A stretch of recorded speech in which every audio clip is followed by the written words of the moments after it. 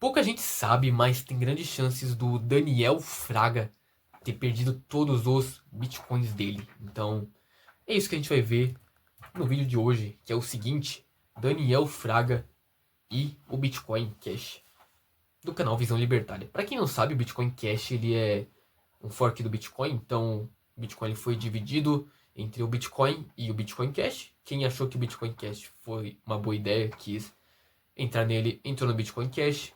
Quem achava que o Bitcoin era a melhor opção, continuou no Bitcoin. Então, vamos lá para o vídeo de hoje. Por que a lenda viva do libertarianismo brasileiro abraçou o lado perdedor do fork de 2017?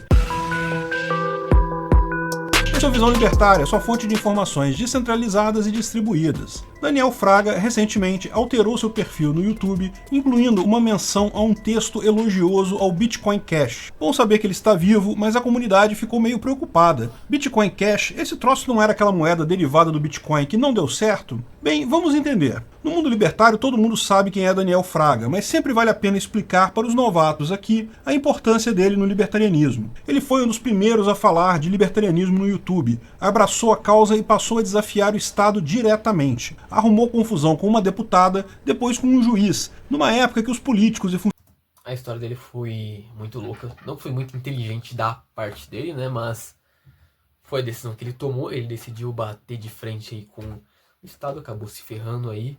Só que ele tinha bitcoins, então acabaram não conseguindo confiscar o que ele tinha. E é isso que ele falava nos vídeos dele. Só que, supostamente, ele mudou de lado assim que teve o Bitcoin Cash, ele foi pro Bitcoin Cash. Mas a gente não tem certeza absoluta do que aconteceu com o dinheiro dele, até porque ele nunca mais voltou para falar nada sobre. funcionários públicos estavam menos acostumados ao que é a internet. Acabou levando alguns processos, a citação de um deles, gravada por Daniel Fraga, se tornou uma cena icônica. Tudo bom nada. E aí, vira aqui pra quê? Também vale lembrar que isso aconteceu há bastante tempo atrás, quando, não bastante tempo, não foi 50 anos atrás, mas foi quando o Bitcoin estava num preço 1000 vezes menor do que estava hoje. Não, tudo bom nada. Ué, precisa vir com gravador?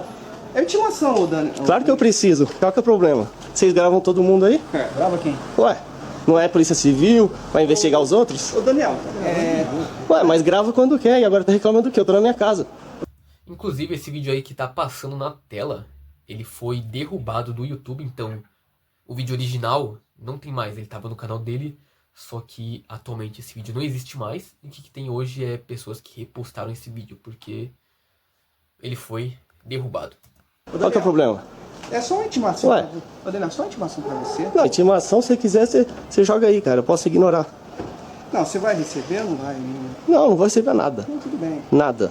Como era esperado, ele perdeu os processos e teria que pagar um valor alto de indenização. Para prevenir isso, ele vendeu tudo que ele tinha e comprou o Bitcoin antes de 2015. Ninguém sabe exatamente quantos Bitcoins ele comprou, numa época que o Bitcoin valia uns trocados. Estima-se que ele tenha comprado cerca de 500 Bitcoins, o que, no valor de hoje, daria mais de 120 milhões de reais.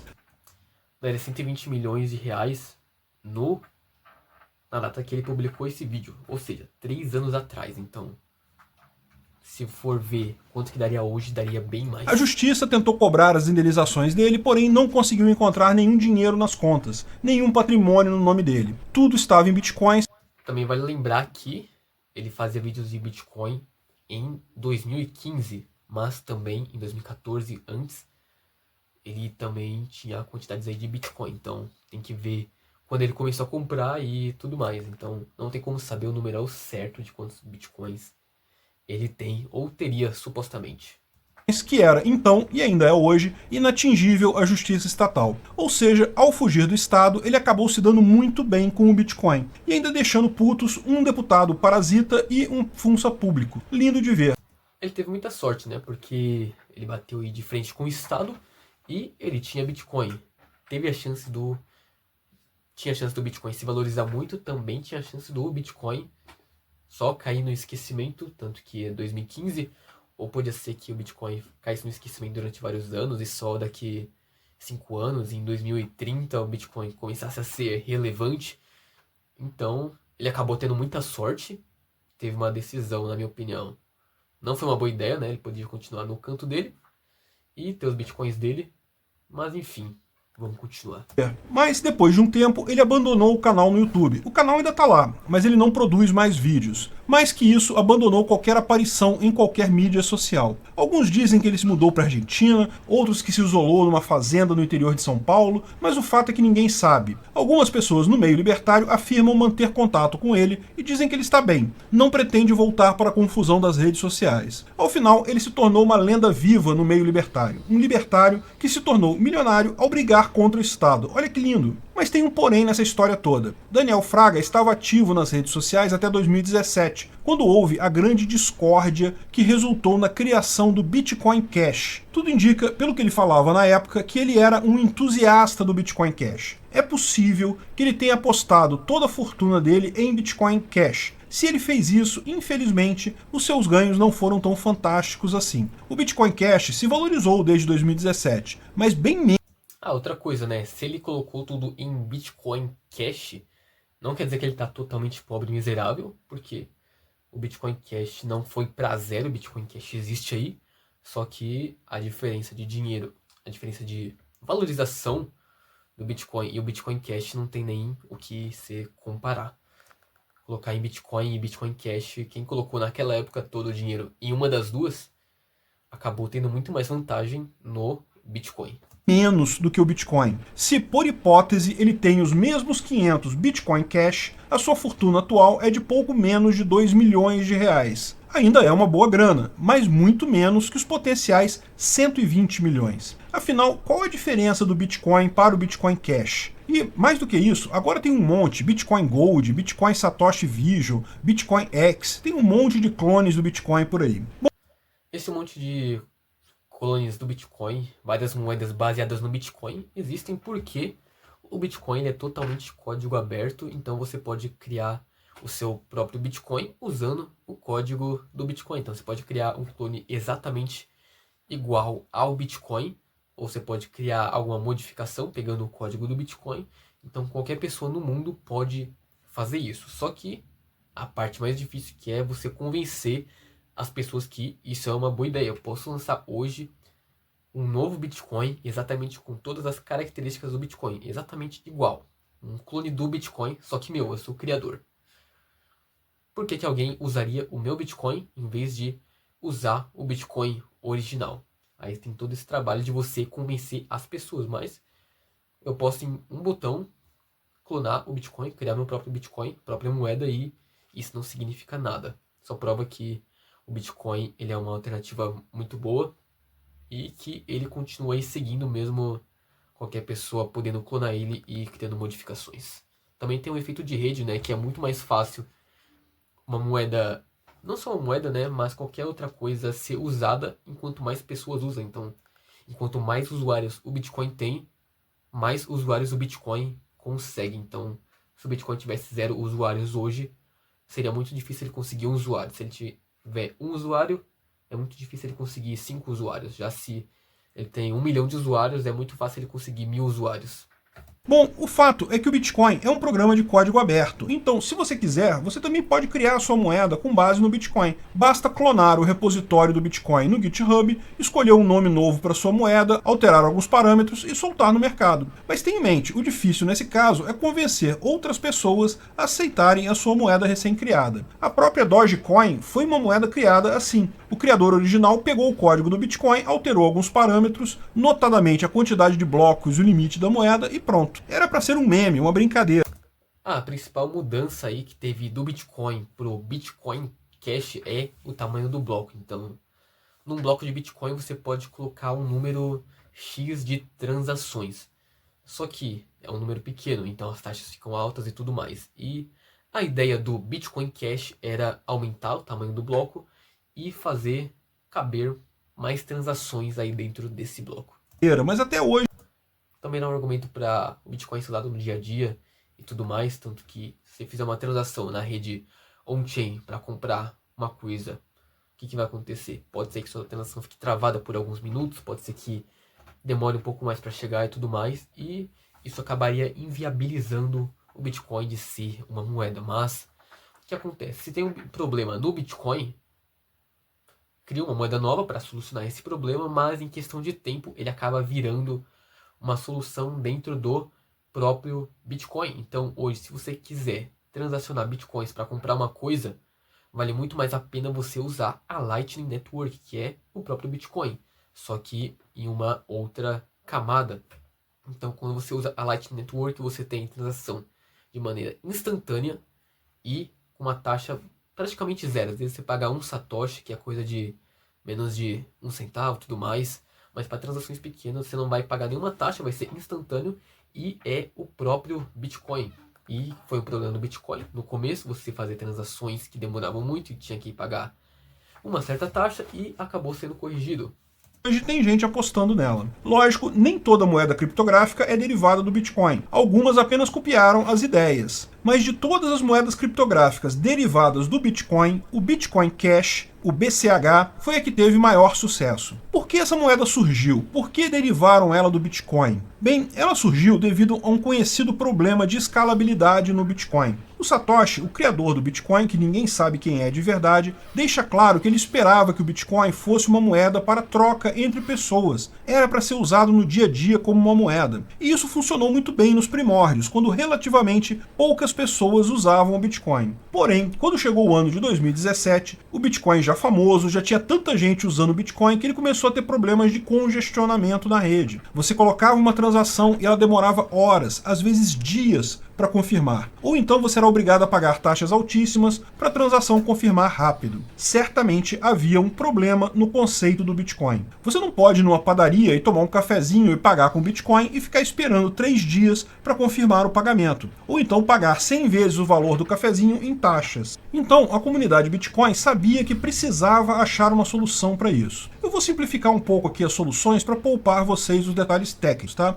Haviam basicamente 3 propostas para corrigir esse problema. O culpado pelas transações demorarem a confirmar era a limitação do tamanho do bloco do Bitcoin, limitado a 1 megabyte. Só cabem um número finito de transações e com isso muitas delas ficavam de fora, acabavam demorando a confirmar. Uma das propostas de solução era simples, aumentar o tamanho do bloco para 8 megabytes. Isso permitiria um número muito maior de transações imediatamente e ainda abriria...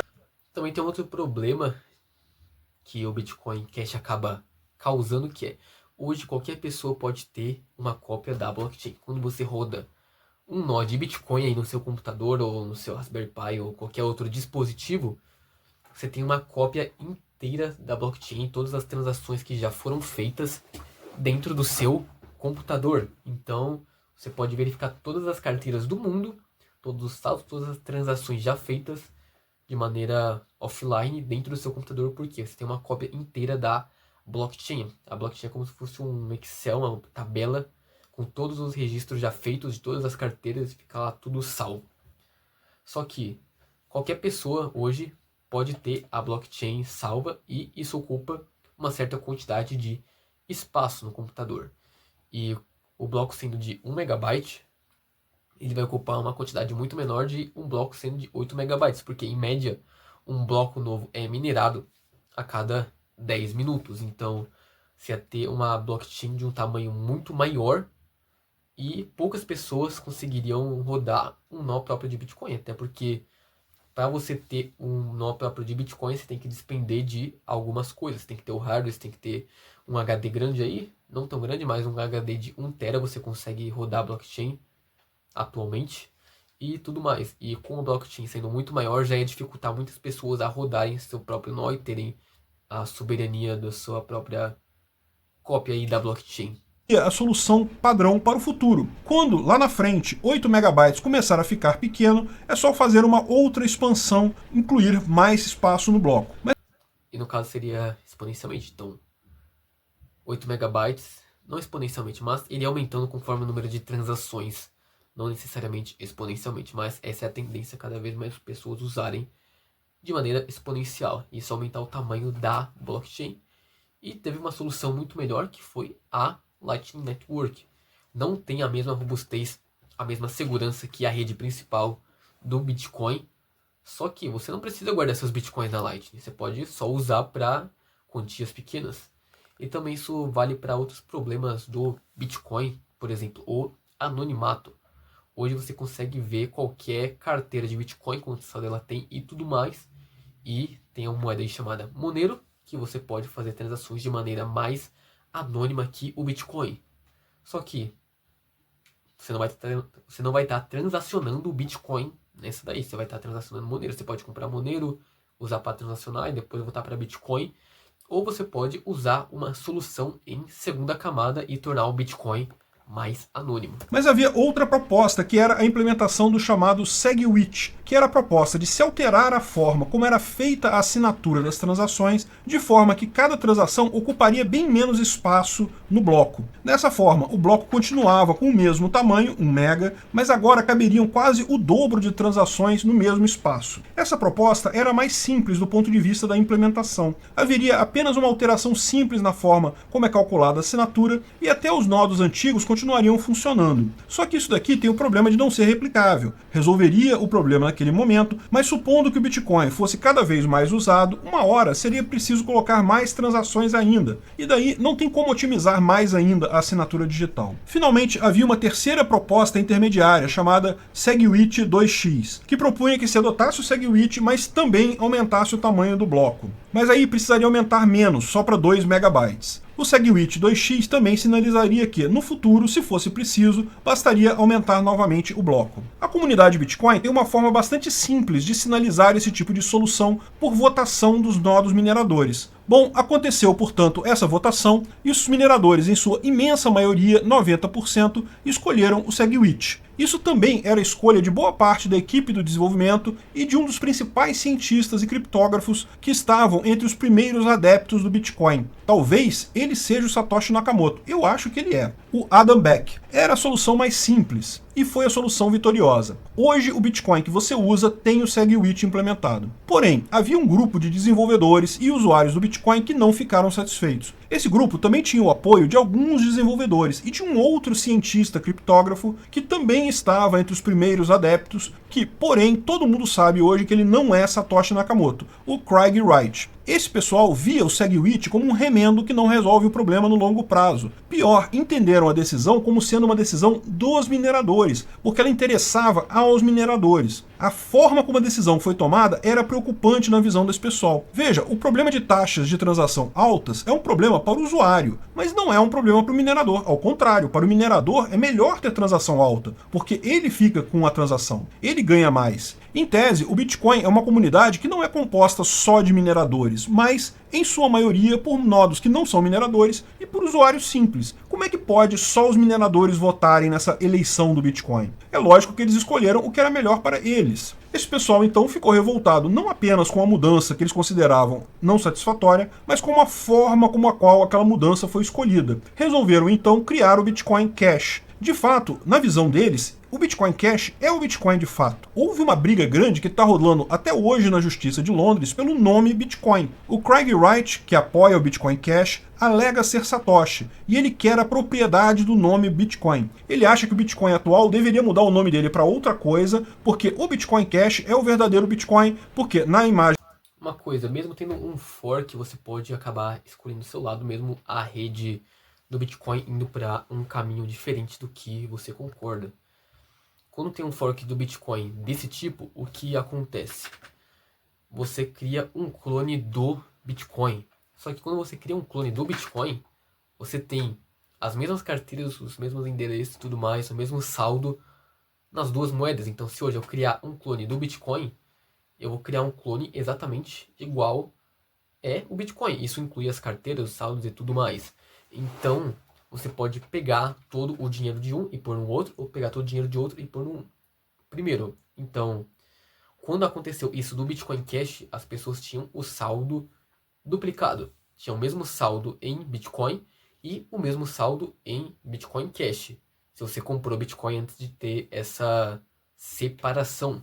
Então, se você acreditava no Bitcoin Cash, você podia vender todos os seus Bitcoins e ter o dobro de satoshis no Bitcoin Cash. Ou você podia vender todo o seu patrimônio em Bitcoin Cash e colocar em Bitcoin. Então, teve gente que ganhou um certo dinheiro com isso, porque com essa divisão entre o Bitcoin e o Bitcoin Cash, teve gente que achou uma boa ideia vender tudo do Bitcoin Cash, mesmo ela nunca tendo comprado o Bitcoin Cash, mas ela tinha esse saldo ali guardado de maneira sem querer. Ela não comprou Bitcoin Cash, mas quando teve essa essa divisão, como ela tinha dinheiro já no Bitcoin antes, eles acabaram clonando o saldo dela. Então, quando o Bitcoin Cash valia um pouco mais, elas venderam e colocaram tudo em Bitcoin. A imagem dele está mais próximo do ideal do Satoshi, de ser uma moeda para troca entre pessoas. A briga se estende até as URLs. O site bitcoin.org é o site original do Bitcoin. Uma coisa que uma galera se confunde, bitcoin.com não tem nada a ver com Bitcoin, o site. Então, quando você entrar aí no site bitcoin.com, você tá vendo coisas sobre o Bitcoin Cash. Se você quiser ver coisas sobre o Bitcoin, é o site bitcoin.org. E é gerido pela turma do Adam Back, que é o Bitcoin normal. O bitcoin.com é gerido pelo Craig Wright e foca no Bitcoin Cash. Bem, os argumentos a favor do Bitcoin Cash são fortes. De fato, os mineradores decidirem a evolução pode não ser o melhor para toda a rede. E foi nessa visão que Daniel Fraga embarcou naquela época e, pelo visto, ainda subscreve hoje. Com todo respeito à discordância, eu vejo que o caminho do Bitcoin é melhor que o do Bitcoin Cash por uma... Também teve gente que colocou metade do dinheiro em um, metade no outro. Então você tinha essa decisão aí, escolher o Bitcoin ou o Bitcoin Cash.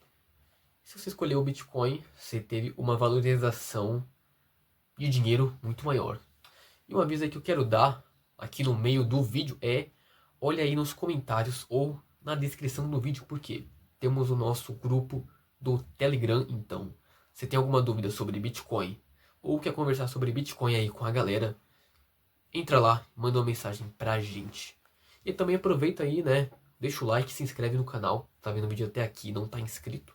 Série de motivos. Primeiro, porque o aumento do tamanho do bloco é uma solução ruim. Ela diminui a resistência a ataques de governos. Um bloco pequeno pode ser transferido até pela rede IoT, que já está no formato mesh, é resistente até a quebra da internet. A internet tradicional não tem problemas com blocos maiores, é verdade, mas se acabarem com a internet, não há alternativas que comportem blocos grandes. Além disso, o bloco pequeno reduz os requisitos para alguém rodar um full node Bitcoin. Uma transação Bitcoin Cash pode ser tão complexa devido ao seu tamanho que ela vai... Rodar um full node significa basicamente ter uma cópia da blockchain no seu computador e você ter um node de Bitcoin aí rodando com você. Vai requerer computadores com memória muito grande para serem capazes de rodar aquela transação, de meramente verificar a transação. Mas o principal argumento é que a rapidez relativa do Bitcoin Cash é um mito. Sim, o bloco grande do Bitcoin Cash garante que a sua transação vai ser confirmada no próximo bloco, mas os blocos continuam tendo espaçamento de 10 minutos. 10 minutos também impede o uso do Bitcoin Cash para tomar um cafezinho. Ninguém vai esperar 10 minutos num caixa para pagar um cafezinho. A solução proposta pela turma do Adam Back de multicamadas da Lightning Network é muito mais escalável e permite que o Bitcoin... Igual eu falei anteriormente, né? Tem a Lightning Network, onde você pode transferir de Bitcoin de maneira rápida e barata, mesmo não tendo a segurança que a blockchain tem, a rede principal tem. Então, quer fazer transações pequenas, na velocidade rápida, vai para Lightning Network. Você usar um não significa que você não pode usar o outro. Então você pega o melhor dos dois mundos. Quer guardar Bitcoin com segurança, deixa na rede principal. Quer fazer transaçõezinhas pequenas, manda para Lightning e faz. Foque na sua tarefa principal, ser imune a governos. Todas as demais vantagens de uma criptomoeda são secundárias a isso. Sempre vai haver uma moeda ainda mais rápida, ainda mais barata. A Lightning Network permite transações instantâneas a custo zero, diretamente em Bitcoin, ao mesmo tempo em que preserva a segurança criptográfica e a imunidade à tentativa de controle pelo governo do Bitcoin. Inclui até mais privacidade. Enfim, eu entendo a decisão do Daniel Fraga, mas não concordo com ela. Agora, se o Daniel Fraga quiser fazer uma entrevista comigo para debatermos o assunto, eu ficaria muito satisfeito. É só falar. Se precisar de consultoria jurídica sobre como fazer isso, já sabemos que essa entrevista não aconteceu, né? Sem irritar juízes estatais e outros parasitas, a gente pode conversar também. Até a próxima. Esse vídeo foi um oferecimento de... Então é isso, né? O vídeo acabou. Deixa o like aí se não deixou. Se inscreve no canal e aproveita que você tá aí e já vê um desses vídeos aí que tá aparecendo aí na tela. É isso e fui.